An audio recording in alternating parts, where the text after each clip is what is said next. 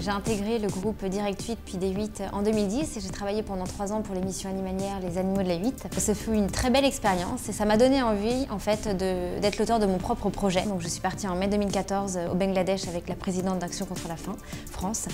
Ce fut une bouleversante expérience pour moi parce que ça m'a confirmé que j'étais faite pour le terrain.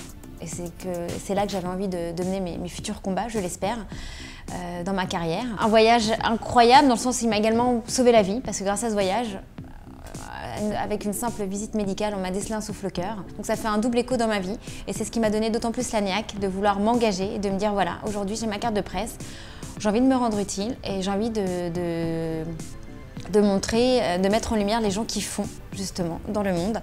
Et c'est pour ça qu'aujourd'hui, et grâce à l'EFAP, vous me permettez justement, j'ai lancé mon blog il y a quelques mois, de mettre en lumière les acteurs du changement dans la biodiversité, l'environnement ou l'humanité. Je trouve que c'est important d'aujourd'hui, on est de plus en plus nombreux à mettre en lumière les solutions positives notamment justement pour un monde meilleur, solidaire.